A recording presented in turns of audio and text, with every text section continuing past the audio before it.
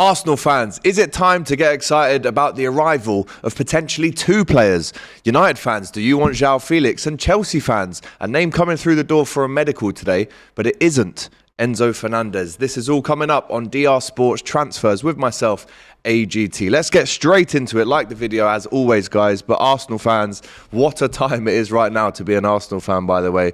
We're hearing reports of around about 10 hours ago, there might have been reports that Mudryk is in the UK. It looks as though he was in a hotel with hotel slippers on. The weight bench is a Kettler, which is a UK-based company, and the private on the door is in English. So he could already be in London. He was training in the gym at midnight last night. A bit of a strange time to go to the gym, but he's looking in good shape, and he has, of course, already agreed a 5-year deal with Arsenal. The only stumbling block right now is, of course, the negotiations of the transfer of the player, the fees that are going to have to be changed hands by Arsenal. Arsenal fans in the comments, is this the man you need or is it the man you want? There's two different questions to ask here, really, isn't there? Do Arsenal need another tricky winger when you look at Martinelli on one side, Saka on the other side, killing it, really? What happens to them if Mudryk comes in the door? Because if you're going to spend maybe 60 to 70 million on a player, can he sit on the bench? Arsenal fans in the comments, smash the comments right now. Let us know. Does he start? Do Arsenal need him? Or is it a want thing? He's obviously tore it up on that left-hand side for Shakhtar Donetsk in the Champions League so far this season. He's so publicly flirted with Arsenal. I saw the other day on an Instagram reel, he used a song with Drake and 21 Savage. I think it's Circo Loco, the bit where it goes, still need to see Gunners win Premier League. It's actually the Premier League, 21 Savage, and you'd know that because you're from London. But the public flirting is almost to a level that I've actually never seen before. He is desperate. He even tweeted a picture or put it on his Instagram stories recently of when Arsenal played Brighton. He put both pictures, or he put both managers in the picture and said two top gaffers. Let's not forget De Zerbi was his manager before, and obviously he wants to go and move to Arsenal. So the public flirting has been very evident from both sides. Right now it's just a matter of, can they agree that fee that Shakhtar Donetsk are going to demand, because they're not just going to let their man, their star player, easily their best player, just go without it being a bit of a king's ransom. So Arsenal are going to have to spend. And if they do spend in this January transfer window, you heard it from Tosin here on the Saturday Football Show just the other day, if they get Mudryk, and maybe a midfielder as well, because I think that's why I asked the want or need question. Arsenal need another central midfielder, but do they need another tricky winger? Obviously, it's great for strength in depth. You've got Emil Smith-Rowe who's going to come back into the team very soon as well. And of course, the captain Odegaard is pretty much keeping Smith-Rowe out of that number 10 position. But if Arsenal do manage to get Mykhailo Mudryk and a central midfielder, is the title wrapped up? Let us know in the comments. Staying with Arsenal, it was reported 2 hours ago by David Ornstein that Atletico de Madrid are ready to loan out João Félix, as we already knew.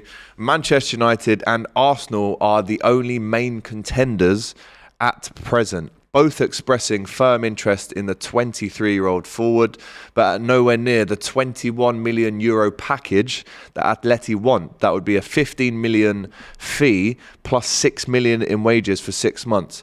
You know what? Loans aren't what they used to be. I remember loans. There was none of this 15 million fee. As you get the player, you probably pay half of his wages for 6 months, and if you like him, you buy him.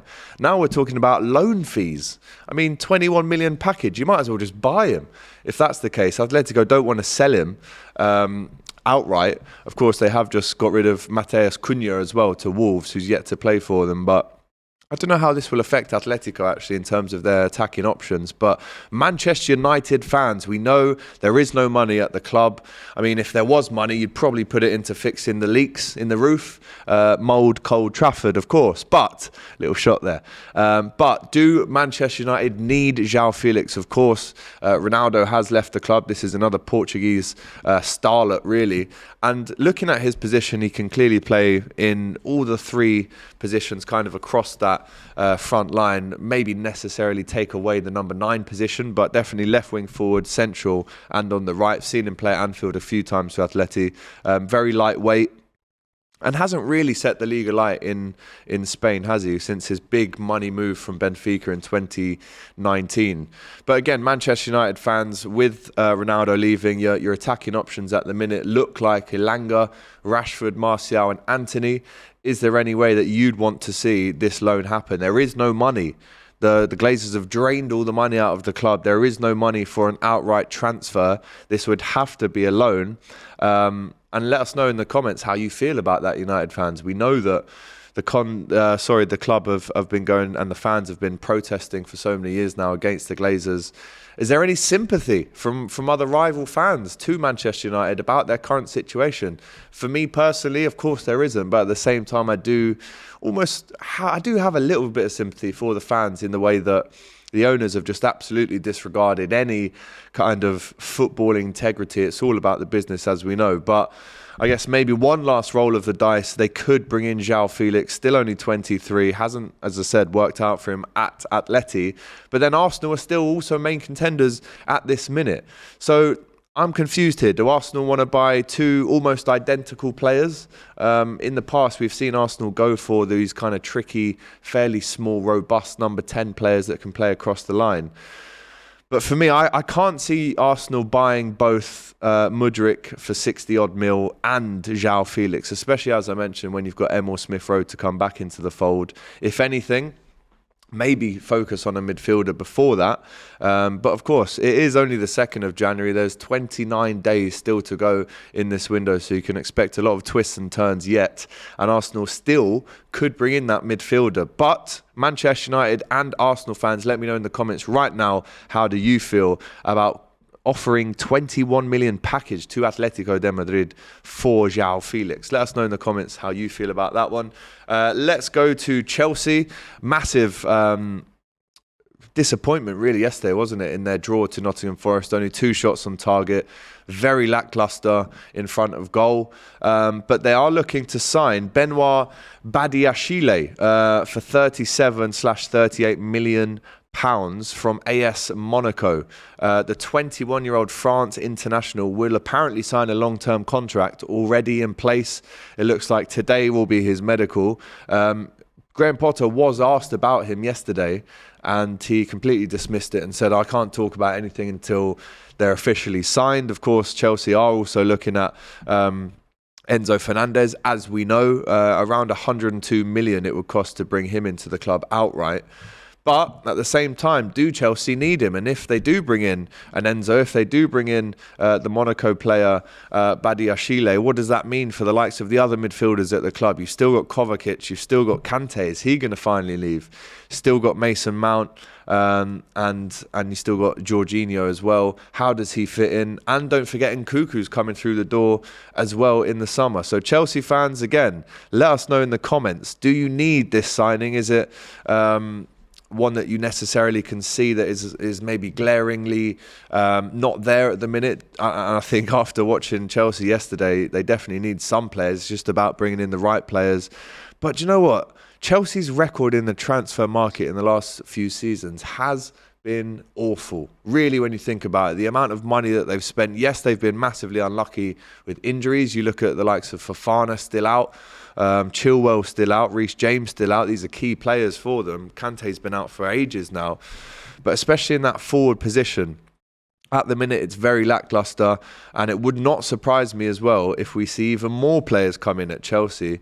But Graham Potter, not the best start. I think 3 or 4 defeats in 10 now in the league since he's joined Chelsea. So again, let us know in the comments, will he get that time? We're going to be speaking about it a little bit more on DR Sports, the weekend roundup, straight after this on DR Sports with myself, Abby, Robbie and Matisse. I'm sure Matisse will have a lot of things to say as well about that one. But there you go. Just to round it up for you, Arsenal, is Mudryk in London? Is he in a hotel banging weights at midnight, ready to make his move? We already know he's agreed the 5-year terms with Arsenal. It's just about getting that transfer fee correct for both parties, that they're happy with it. Atletico Madrid, as we know, are ready to loan out João Félix. Manchester United and Arsenal, main contenders at the minute, both expressing firm interest, but they need that £21 million package or he's going nowhere. And Chelsea have reached a total agreement yesterday with AS Monaco to sign centre-back Badiashile. Of course, Koulibaly, Thiago Silva already there. So how does he fit into that? Does that affect their position as well at the club? And of course, when we're back tomorrow with more transfer news, I'm sure there'll be another update on Enzo Fernandez. At the minute, a little bit of a stalemate between the two clubs. Chelsea not necessarily wanting to pay 102 million for a player that's only played 13 times in Europe for Benfica. He only made his international debut in September. Yes, he won the World Cup, but are they getting dragged into that age-old topic? You don't buy a player after a good World Cup. There you go. And also, £70 million. I've just got a text from my Chelsea fan who's having a go at my Arsenal fan. He's saying, what about Pepe for 70 million? He's still at Nice. What's his situation now? Is he going to get back into Arsenal, or do they look to offload him as well? Let us know in the comments how you feel. And also, if you don't support any of the clubs that we've mentioned, let us know who you want to buy. As a Liverpool fan, I'm still expecting us to bring a midfielder in. Fingers crossed. But that's your transfer update for today on the January the 2nd, only 2 days into January, the transfer window, with myself, AGT. Like, comment and subscribe. We'll see you soon.